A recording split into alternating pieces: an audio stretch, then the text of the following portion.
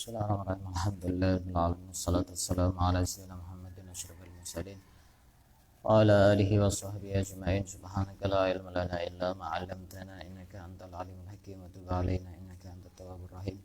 Fataqabbal minna innaka antas samiul alim. Qala rabbi shrah li sadri wa yassir li amri wahlul 'uqdatam min lisani yafqahu qawli.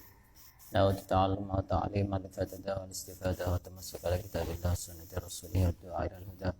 والدلالة على الخير ابتغاء مرضاته وقربه ورضاه سبحانه وتعالى. قال المصنف رحمه الله تعالى ونفعنا به وبعلومه ومدنا بأسرار الدارين آمين. Kita lanjutkan kajian kitab Al-Arba'in An-Nawawiyah. Pada kesempatan kali ini kita sudah sampai kepada hadis yang ke-13. An Abi Hamzah, betul ke-13 ya? An Abi Hamzah Anas bin Malik radhiyallahu ta'ala anhu khadimi Rasulillah sallallahu alaihi wasallam qala Rasulullah sallallahu alaihi wasallam la yu'minu ahadukum hatta yuhibba li akhihi ma yuhibbu li nafsihi. Rawahul Bukhari wa Muslim. Hadis diriwayatkan dari Abi Hamzah. Abi Hamzah ini apa namanya? Kunyah, bukan pamannya Nabi. Ini kunyahnya Anas bin Malik, dijuluki Abi Hamzah. Kenapa? Hamzah itu artinya kecut, karena pada saat itu pernah Anas itu memanen baklah. Baklah itu semacam sayur-sayuran. Kemudian beliau mengatakan, ini Hamzah. Hamzah itu kecut. Makanya pada saat itu dijuluki Abu Hamzah. Ini nama dari Anas bin Malik, kunyah dari Anas bin Malik. Sedangkan Anas bin Malik ini punya ibu namanya siapa? Ummu Sulaim. Ummu Sulaim ini pernah menikah, Ummu Sulaim ini, dengan seorang laki-laki, tapi kemudian pergi karena diajak masuk Islam, tidak mau. Akhirnya datang laki-laki lain namanya Abu Talhah. Kalau suami yang sebelumnya namanya Malik bin Nadhr. Ini kemudian melamar Ummu Sulaim. Apa yang dikatakan oleh Ummu Sulaim? Aku tidak akan menerima lamaranmu kecuali engkau masuk Islam. Sedangkan aku ini wanita muslimah, engkau laki-laki kafir. Apa kata Ummu Sulaim? Fa in taslam fadzalika mahri. Jika engkau masuk Islam, maka itu adalah sebagai maharku. Ini wanita yang sangat istimewa itu. Maharnya tidak tanggung-tanggung. Ya dikit-dikit ya jual mahal lah perempuan itu. Seperti Ummu Sulaim ini, saya tidak akan menerima lamaranmu kecuali engkau melamarku dengan engkau masuk Islam. Itu sebagai mahar yang engkau berikan kepadaku. Akhirnya Abu Talha ini masuk Islam dan kemudian menikahi Ummu Sulaim. Setelah itu, pada saat Rasulullah datang ke Madinah, ini saya ulang kembali dan sebenarnya sudah pernah diceritakan. Itu Anas bin Malik mendengar kabar Rasulullah datang ke Madinah. Orang-orang Madinah sudah mempersiapkan segala sesuatunya untuk menyambut kedatangan Rasulullah. Ada yang menyiapkan, dikasih rumah, dikasih unta, dikasih makanan, dikasih minuman, macam-macam. Tapi ini Ummu Sulaim ini termasuk keluarga miskin pada saat itu. Sehingga Ummu Sulaim ini tidak bisa memberikan apa-apa kepada Rasulullah, tapi memberikan Anas bin Malik, anaknya ini. Dipasrahkan kepada Rasulullah. Kata Ummu Sulaim, ya Rasulullah, khudh hada gulaman. Ambil ini anak saya ini, yakhdimuk, untuk melayanimu sebagai pelayan, pembantu. Tapi ini bukan pembantu sembarangan, pembantunya Rasulullah. Pada saat itu umurnya Anas bin Malik usia kira-kira 10 tahun. Ada yang mengatakan kurang dari 10 tahun. Mengabdi kepada Rasulullah. Itu pendidikan yang sangat hebat dari Ummu Sulaim. Akhirnya tiap hari Anas bin Malik ini mengabdi kepada Rasulullah. Tiap hari Anas bin Malik mengabdi kepada Rasulullah. Karena anaknya masih kecil, ya kadang-kadang waktu mengabdi kepada Rasulullah itu dia main-main. Karena masih usia 10 tahun. Main-main sama temannya. Dicari sama Rasulullah, ini mana Anas bin Malik ini? Saya butuh bantuannya, kok dia tidak ada. Nah, dicari, ternyata dilihat main-main sama temannya. Setelah itu kemudian Rasulullah ini juga bisa bersikap menyesuaikan dengan kepada siapa beliau itu sedang berinteraksi, dengan siapa beliau berkomunikasi. Hanya pada saat main-main Rasulullah itu menutup matanya Anas bin Malik dari belakang seperti ini. Kemudian Anas bin Malik, ini anak yang cerdas ini. Anas bin Malik ini pura-pura tanya, ini siapa ini yang di belakang ini? Ini siapa ini yang di belakang ini? Padahal Anas bin Malik sudah tahu ini siapa. Kenapa kok bisa tahu? Karena tidak ada tangan yang lebih halus, yang lebih lembut daripada tangannya Rasulullah. Itu sengaja. Tapi setelah dibuka benar-benar itu tangannya Rasulullah. Tidak ada tangan yang lebih halus, lebih lembut. Sutra pun lebih lembut tangannya Rasulullah dibanding sutra itu. Pernah suatu ketika Rasulullah itu mengajarkan kepada Anas bin Malik dengan pelajaran yang begitu sangat berharga. Ala u'allimuka salata khisal tantafi'u biha. Ada 3 pelajaran yang bisa kamu ambil, yang bisa kamu ambil manfaat. Akan aku ajarkan kepadamu, kata Rasulullah. Apa itu 3 hal? Yang pertama, mata laqaita min ummati ahadan fasallim alaihi yadil umruka. Jika engkau bertemu dengan umatku, dengan siapapun dari umatku, maka ucapkanlah salam, maka akan panjang umurmu. Ini resep panjang umur. Kalau ketemu sama orang itu nyapa, baik dengan salam atau dengan yang lain. Ya lebih bagus salam, karena salam itu kan doa. Assalamualaikum itu kan artinya kita mendoakan keselamatan kepada orang lain. Tapi ya itu, kemarin pernah dijelaskan bahwa kita harus tahu dulu siapa yang kita ucapkan salam. Kalau sekiranya dia orang yang menjawab salam kita, bagus kita ucapkan salam. Tapi kalau sekiranya dia tidak menjawab salam kita, lebih baik jangan. Kenapa? Karena kita menyebabkan orang lain berdosa. Karena menjawab salam hukumnya wajib. Jadi jangan dikit-dikit kalau di WA Assalamualaikum, pas sudah dijawab sama orang itu. Kita harus tahu dulu kepada siapa kita mengucapkan salam. Kalau kepada orang yang sekiranya menjawab salam kita, ya tidak apa-apa. Tambah mendorong orang untuk mendapatkan pahala dengan menjawab salam itu. Kalau di pinggir-pinggir jalan, pinggir alun-alun, kita lewat Assalamualaikum, tidak dijawab, ya mending tidak usah. Orang banyak salam itu akan panjang umurnya. Tapi kalau laki-laki sama perempuan lebih baik tidak. Atau perempuan sama laki-laki lebih baik tidak. Tapi kalau misalkan harus menjawab salam, ya dijawab aja, sekiranya tidak ada timbul fitnah. Itu yang kedua, wa idza dakhalta baitaka faslim alaihim yaksuru khairu baitika. Ketika engkau masuk rumah, ucapkan salam, baik ada orangnya maupun tidak ada orangnya. Yaksuru khairu baitika, maka akan banyak kebaikan yang ada di dalam rumahmu. Karena di dalam rumah itu juga ada penghuni yang lain. Ada malaikat, ada jin. Jadi walaupun tidak ada orangnya, kita lebih baik untuk mengucapkan salam ketika mau masuk rumah. Ini juga salah satu penyebab rezeki seseorang itu dilancarkan oleh Allah. Yang ketiga, wa sholli sholatat duha fa inna sholatal awwabin al abrar. Dan sholatlah duha, karena sesungguhnya sholat duha itu sholatnya awwabin, orang-orang awwabin, orang-orang yang banyak kembali kepada Allah. Kenapa disebut orang yang banyak kembali kepada Allah? Karena waktu duha itu waktunya orang sibuk kerja. Sedangkan ada orang sholat 2 rakaat, 4 rakaat, 8 rakaat. Ya ini kan berarti orang yang kembali kepada Allah. Di saat orang banyak lupa kepada Allah. Namanya, nama lain dari sholat duha adalah sholat al-awwabin. Itu sebagian dari Anas bin Malik. Dan yang paling terkenal, Anas bin Malik ini pernah didoakan oleh Rasulullah dengan 3 doa yang sangat fenomenal. Ibunya pernah suatu ketika datang kepada Rasulullah kemudian berkata kepada Rasulullah, ya Rasulullah, khuwaidimuka Anas ud'ullah ali.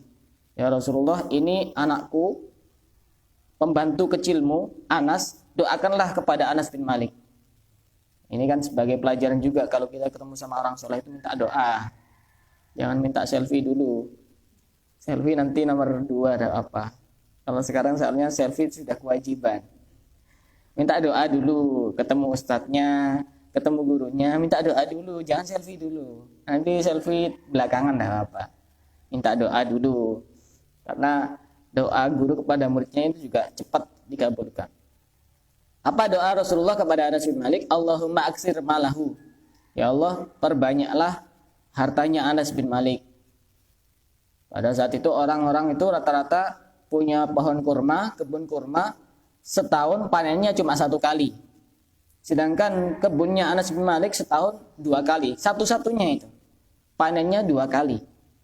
Dan bahkan yang lebih ajaib, dari kebunnya Anas bin Malik itu tercium aroma yang sangat wangi. Beda dengan kebun kurma yang lain. Itu sebab doanya orang soleh. Apalagi yang mendoakan adalah Rasulullah. Itu doa yang pertama. Allahumma aksir malahu wa waladahu.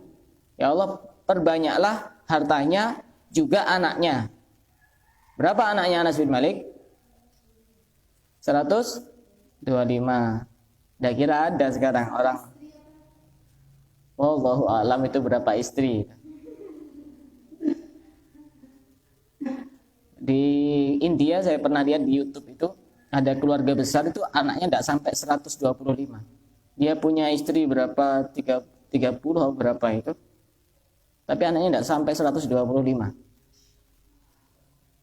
Yang pasti seandainya kita gambarkan kan tidak mungkin lebih dari 4 kan gitu. Kalau seandainya 4 gitu. Per istri berapa anaknya? Hah? 30 ya kira-kira. Iya, itu memecahkan rekor muri itu. Anaknya sampai 125, tapi bukan anak sembarangan, semuanya orang-orang hebat semuanya. Hafal Quran, kemudian orang yang hebat semuanya, jadi orang-orang besar semua. Wa atil umrahu, dan panjangkan umurnya, kata Rasulullah. Umurnya Anas bin Malik berapa? Hah? Berapa umurnya Anas bin Malik?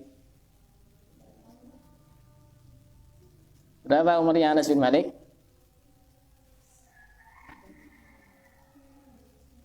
100 ya? 100? Kan pernah dicatat itu. Berapa umurnya?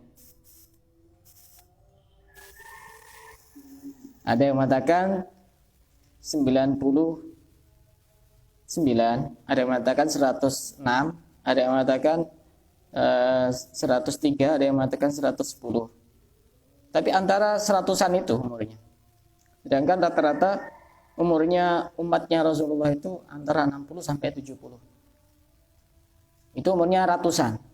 Sampai 100, ada yang mengatakan 99. Minimal 99. Rata-rata pendapat yang lain 106, 103, 110, 107, 120 dan seterusnya. Itu berkah dari doa orang-orang soleh.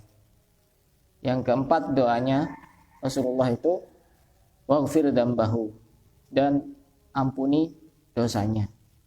Ada yang mengganti dengan riwayat yang lain wa adkhilhul jannah, dan masukkan ke dalam surga.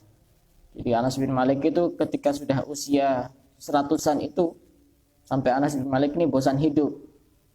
Kok udah mati-mati, sudah usia 100. Sehingga Anas bin Malik berharap agar mendapatkan doa yang paling terakhir, wa adkhilhul jannah, dan semoga aku nanti dimasukkan ke dalam surga. Itu tentang betapa pentingnya minta doa kepada orang soleh. Dan itu sudah ada sejak zaman dahulu. Makanya kalau ada wali murid, wali santri sowan kepada guru dari anaknya, yang pertama kali itu ya bilang silaturahim, yang kedua minta doa dulu, jangan minta yang lain. Nanti setelah itu ngobrol-ngobrol apa, tanya apa, ada apa, nanti baru pamit. Yang penting doa itu, minta doa. Sekarang kita langsung masuk kepada isi hadis. La yu'minu ahadukum hatta yuhibba li akhihi ma yuhibbu li nafsihi. Tidak akan beriman salah satu dari kalian sehingga mencintai kepada saudaranya sesuatu yang dicintai kepada dirinya sendiri. Begini maksudnya. Iman kita tidak akan dikatakan sebagai iman yang sempurna. Di sini tidak beriman bukan berarti tidak beriman sama sekali.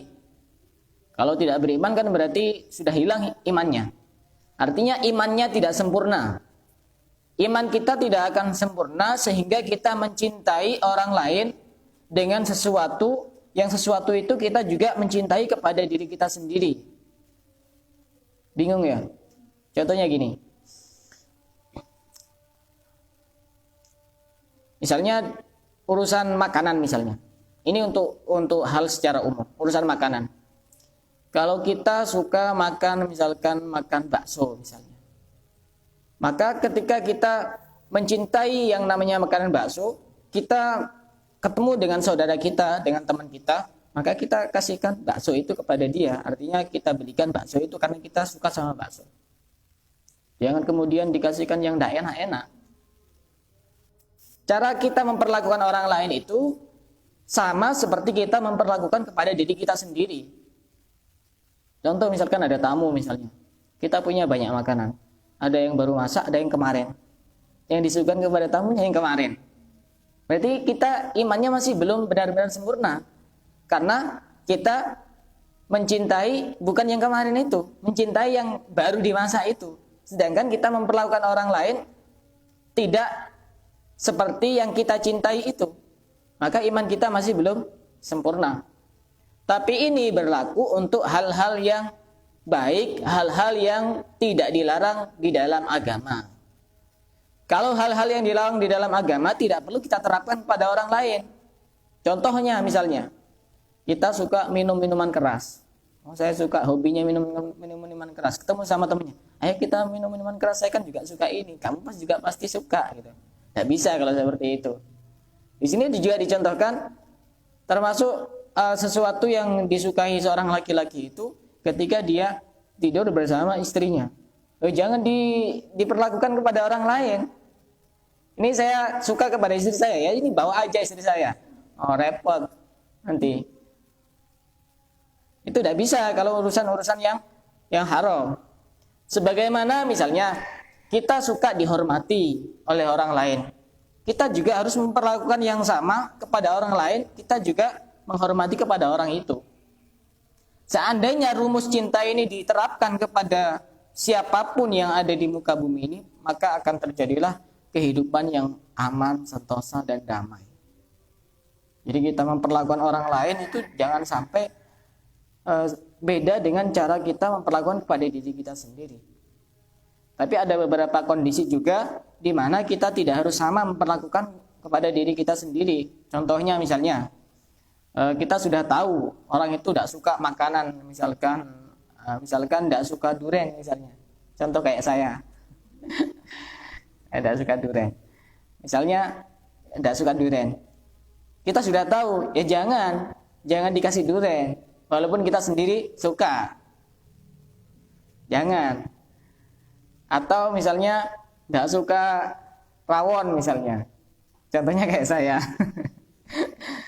Jangan, kalau kita sudah tahu, jangan dikasihkan sesuatu yang tidak disukai sama orang itu. Intinya kita harus memperlakukan orang lain seistimewa mungkin. Sebagaimana kita juga memperlakukan kepada diri kita sendiri sesuai dengan apa yang kita sukai. Jadi terjemah dari hadis ini bukan berarti tidak beriman salah satu dari kalian sehingga kalian mencintai saudaranya sebagaimana mencintai dirinya sendiri. Bukan. Tapi hadis ini menjelaskan adalah yang dicintai kita adalah sesuatu yang ada pada saudaranya. Bukan saudaranya itu yang dicintai. Karena nanti akan berbeda pemahamannya. Misalkan kita melihat foto di HP Android. Paling yang dilihat fotonya sendiri. Bukan foto saudaranya. Kan ya? Tidak kira. Yang fokus pasti fotonya sendiri. Itu berarti terjemahnya bukan seperti itu. Contoh yang lain misalkan. Misalkan yang punya toko, punya jualan misalnya. Kita pasti suka jualan kita dengan kita laris, banyak yang beli. Nah, kalau kita pengen masuk dalam hadis ini, kita juga harus memperlakukan yang sama dengan orang lain. Ketika ada toko lain, dagangan lain yang juga banyak pembelinya, laris juga, kita harus suka. Ini berat, tapi butuh belajar. Kita harus suka. Sehingga iman kita ini benar-benar sempurna. Karena yang dibawa mati orang bukan harta, bukan tahta, bukan wanita, tapi yang dibawa mati orang itu iman. Kalau tidak bawa iman, mau bawa apa mati? Tidak bisa. Jadi ini kalau ini diterapkan, maka akan terwujudlah kehidupan yang sangat indah di muka bumi ini. Pernah suatu ketika di sini dicontohkan di syarahnya itu. Ada seorang laki-laki datang kepada Rasulullah. Laki-laki ini aneh. Apa yang disampaikan laki-laki ini kepada Rasulullah? Idzarli fi zina. Ya Allah, izinkan aku untuk berzina. Ini laki-laki aneh ini. Minta izin kepada Rasulullah untuk berzina. Saya sudah tidak bisa ini kalau tidak berzina. Apa jawaban Rasulullah? Jawaban Rasulullah sangat rasional, sangat masuk akal. Jangan. Coba sini. Suruh mendekat kepada Rasulullah. Dibisiki sama Rasulullah. Atuhibbu ayyaf'ala dzalika bi ukhtika? Apakah engkau suka jika engkau berzina dengan saudara perempuanmu? Tidak suka. Atau orang lain berzina dengan saudara perempuanmu? Jangan, tidak boleh. Bagaimana kalau orang lain berzina dengan anak perempuanmu? Tidak boleh. Bagaimana kalau orang lain berzina dengan istrimu? Tidak boleh, kata laki-laki itu. Hanya laki-laki ini juga hanya berpikir. Kita harus memperlakukan sama kepada orang lain sebagaimana kita juga ingin diperlakukan sama oleh orang lain. Sebagaimana kita juga tidak mau anak kita dizinai oleh orang lain, istri kita dizinai oleh orang lain, saudara perempuan kita dizinai oleh orang lain, saya juga mestinya harus sama. Ini menerapkan hadis ini. Itu berzina. Dan berzina yang paling parah itu adalah ketika dia sudah berkeluarga. Itu namanya zina muhsan. Itu kalau dalam hukum Islam dia dilempar pakai batu sampai mati. Itu berzina. Laki sama perempuan. Ada yang lebih parah dosanya dibanding berzina. Apa itu? Kalau laki sama perempuan itu wajar. Ada yang lebih besar dosanya laki sama laki-laki, perempuan sama perempuan. Kenapa? Karena tidak wajar. Itu dosanya lebih besar. Kalau dalam istilah sekarang, kalau laki-laki sama laki-laki apa namanya? Homo atau gay ya. Kalau perempuan sama perempuan, lesbi. Itu jauh lebih besar dosanya. Karena tidak sesuai dengan kodratnya. Yang dicari apa coba? Yang dicari apanya? Itu tidak diperbolehkan.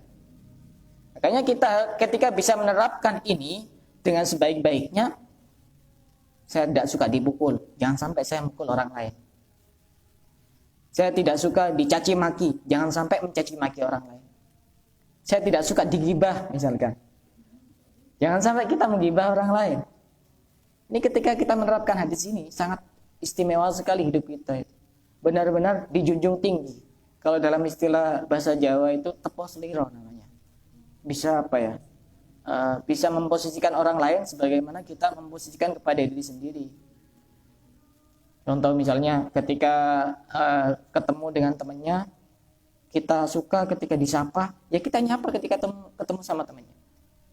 Ketika ada tamu, ketika kita bertamu kepada orang lain, kita akan lebih bahagia kalau disambut dengan sambutan yang sangat hangat, disapa dengan ramah, kemudian suruh duduk, kasih makan, kasih minum. Kita juga harus memperlakukan hal yang sama. Sebagaimana kita memperlakukan kepada diri kita sendiri. Itu artinya la yuhibbu ahadukum hatta yuhibba li akhihi ma yuhibbu li nafsihi. Ada contoh yang lain di sini. Ada pernah suatu ketika ada seseorang yang mengadu banyak tikus di rumahnya kepada orang soleh, mengadu kepada orang soleh, banyak tikus di rumahnya, ingin mendapatkan solusi. Akhirnya apa? bagaimana kalau saya ini memelihara kucing, nanti kan pasti dimakan sama kucing, kan gitu. Ternyata saran itu tidak dijalankan. Kenapa? Karena nanti khawatirnya kalau tikusnya ini mendengar suara kucing, tikusnya ini lari ke rumah tetangganya. Sebagaimana kita tidak suka ada tikus di rumah kita, maka otomatis kita juga harus memperlakukan yang sama kepada tetangga kita. Tetangga pasti tidak suka juga kalau ada tikus di rumahnya, sehingga tidak jadi memelihara kucing. Itu kita mengaplikasikan hadis ini, memperlakukan yang sama kepada orang lain sebagaimana kita memperlakukan kepada diri kita sendiri. Ada yang lebih hebat derajatnya dibanding itu, namanya isar namanya. Itu lebih tinggi lagi derajatnya. Sudah memberikan dan kita mengalah. Itu isar. Kalau di dalam Al-Qur'an disebutkan wa yu'thiruna ala anfusihim walau kana bihim khassasah. Ini ada satu cerita. Pernah ada seorang laki-laki yang berpuasa pada masa Rasulullah. Pada saat menjelang buka puasa, dia tidak menemukan apa-apa kecuali air, sehingga dia buka puasa dengan air. Kemudian besoknya lagi dia berpuasa. Setelah itu sudah saking sangat laparnya, tidak menemukan apa-apa, dia tanya sama istrinya, apakah di rumah ini ada makanan? Istrinya menjawab, iya, tapi cukup untuk 1 orang. Sedangkan kita punya anak perempuan, cukup untuk 1 orang. Akhirnya apa? Laki-laki itu berkata kepada istrinya, nanti kalau ada tamu, nanti anak kita tidurkan saja sebelum Isya. Nanti pada saat tamunya ini dikasih makanan, lampunya matikan. Kenapa kok dimatikan? Kita pura-pura nemeni makan sama tamu itu. Anaknya harus kita tidurkan, biar tidak mengganggu sama tamu itu. Sehingga benar-benar ada tamu. Kemudian pada saat malam hari, waktunya makan malam, lampunya pura-pura dimatikan. Terjadi, kalau sekarang mungkin konslet atau apa gitu, dimatikan. Dia nemeni di situ, di dalam satu meja seperti itu. Ya pura-pura makan. Sedangkan yang makan cuma tamunya, yang ini kelaparan. Karena sudah tingkatan yang tinggi itu. Kita mungkin masih belum bisa kalau seperti itu. Sudah dikasihkan semuanya. Kamu butuh apa? Butuh baju? Ya sudah, ini baju saya baru beli. Kasih gitu. Butuh apa? Butuh HP? Ya ini, HP saya yang paling bagus. Kasih. Masih belum bisa. Ya walaupun belum bisa, tapi ya kita sebisa mungkin. Kita bisanya apa ya itu. Cuma kadang-kadang ini kita ini pilih-pilih. Ngasihkan makanan yang sudah tidak enak, kasihkan ke orang lain. Berarti kita masih belum menerapkan hadis ini. Berarti ada yang bermasalah dengan hatinya. Imannya masih belum sempurna. Kalau kita masih belum bisa memperlakukan orang lain sebagaimana kita memperlakukan kepada diri kita sendiri. Contoh lagi misalnya, di medsos misalnya. Contoh ini. Sebagaimana kita tidak suka kalau kita chat kemudian lama tidak dibalas, kita juga harus melakukan yang sama seperti itu. Ketika memang tidak ada alasan, kecuali sibuk atau apa, ya wajar. Ya kita bilang kepada yang chat itu, maaf tadi saya masih ada kesibukan banyak, atau lagi tidak fokus, atau lagi apa. Kan akan merasa diorangkan kalau seperti itu. Kita juga merasa diorangkan kalau ada orang lain ngomong seperti itu. Sehingga akan tercipta hubungan yang bagus antara sesama manusia. Itu hadis yang sangat indah, yang sangat bagus untuk kita terapkan dalam kehidupan kita sehari-hari. Dari sini ada yang mau bertanya? Dipersilakan.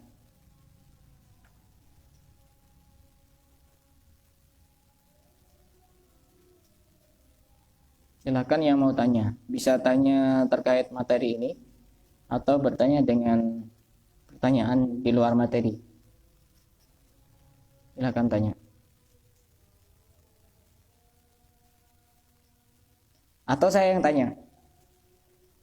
Coba buatkan contoh selain yang saya sebutkan. Coba nanti ada 3 yang menjawab. Ya. Buatkan contoh selain yang saya sebutkan. Memperlakukan sama kepada orang lain sebagaimana kita memperlakukan kepada diri kita sendiri. 3 contoh saja untuk 3 orang. Lah yang langsung ketemu jawabannya langsung dijawab aja. Nggak apa.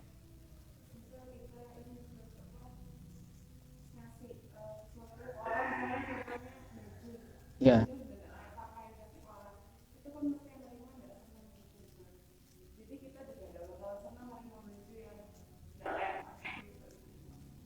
Ya, boleh. Contoh yang lain siapa? Yang mau memberikan contoh?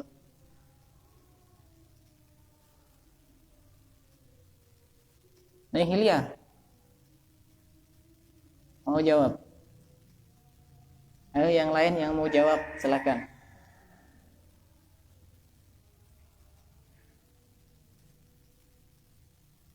Apa? Mbak Feni. Biasanya banyak contohnya itu Mbak Feni itu. Contohnya apa?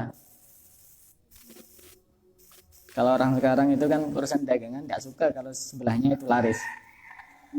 Minimal kita melatih rasa suka dan tidak suka itu dulu. Itu. Apalagi sampai melakukan hal-hal yang dilarang, tabur-tabur, biar tidak ada yang datang. Ya.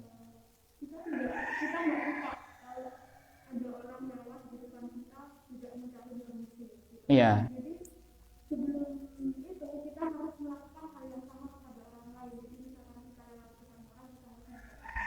Iya. Iya, betul. Iya, betul. Silakan yang lain. Tinggal satu lagi yang menjawab, Mbak Lala. Ya. Ya.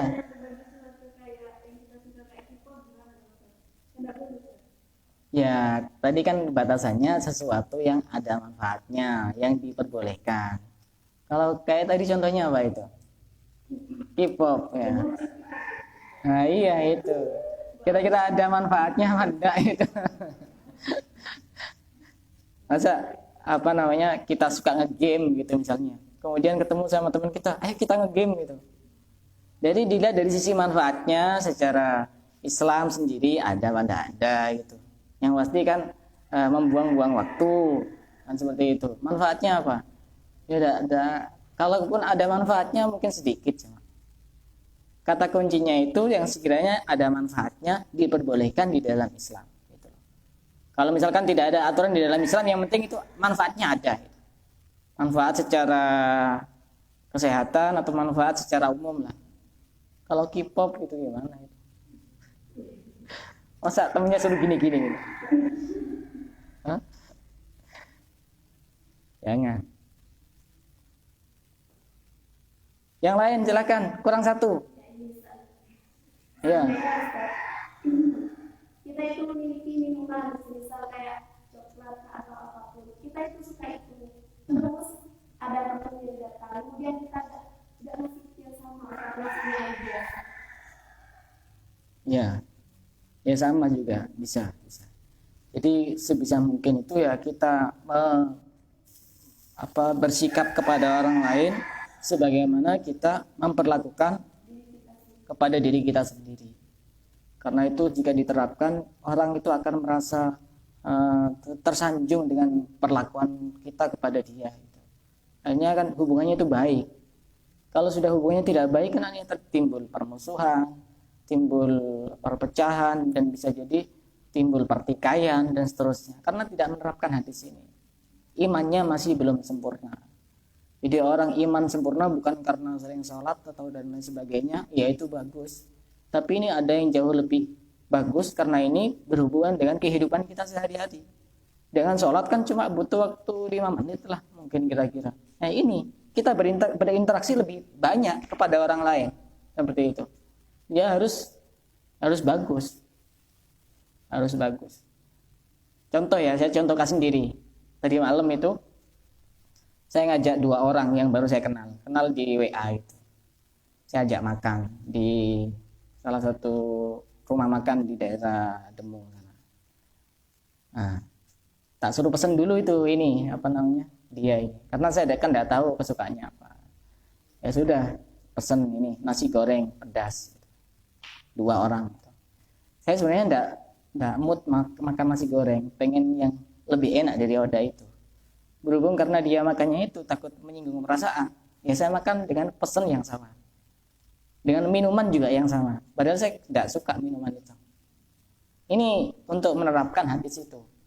Ya sebisa kita, walaupun kita tidak bisa secara 100%, ya sebisa kita, sedikit demi sedikit belajar agar kita punya ilmu itu juga bisa diamalkan. Jadi untuk kalau kita lagi ngajak makan orang itu ya sebisa mungkin suruh pesen dulu dia, jangan kita sendiri, takut tidak enak gitu loh, takut tidak enak. Barangkali dia mau pesen yang enak-enak itu tidak enak gitu loh. Kalau kita sendiri sudah pesen yang tidak enak gitu loh. Misalkan kita pesen tempe penyet, wah ini kok pesen tempe penyet, padahal saya pengen ayam geprek kan gitu. Akhirnya kan tidak enak. Oh kita ditraktir, dia kok makannya tidak enak kan gitu. Akhirnya kan tidak enak akhirnya. Jadi itu bagian dari la yu'minu ahadukum hatta yuhibba li akhihi ma yuhibbu li nafsihi. Jangan yang bekas-bekas lah yang dikasihkan, minimal ya yang layak, walaupun kadang-kadang masih belum bisa sama persis seperti yang kita rasakan. Nah, contoh yang lain, kurang 1 tadi. Oh sudah ya, sudah 3 ya. Oh, iya. Ada lagi yang mau menambahi contohnya? Itu rata-rata tadi contohnya tidak suka. Contoh yang suka gitu. Contoh yang suka, maksudnya kita suka apa gitu. Apa? Contohnya.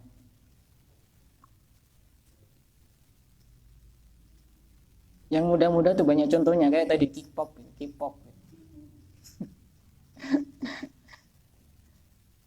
Silakan yang mau ngasih contoh atau tanya yang lain juga ada apa.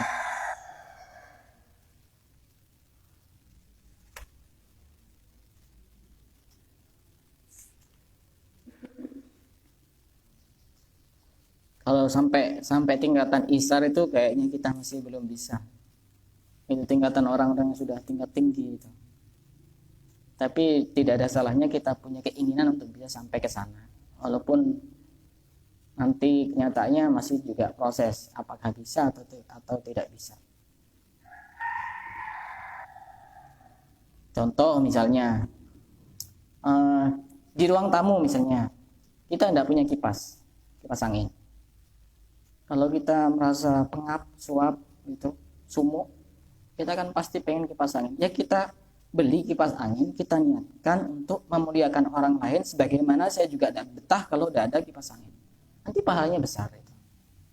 Kita memperlakukan kepada orang lain dulu, sebagaimana kita juga suka ketika di situ ada kipas angin seperti itu, akan lebih bagus.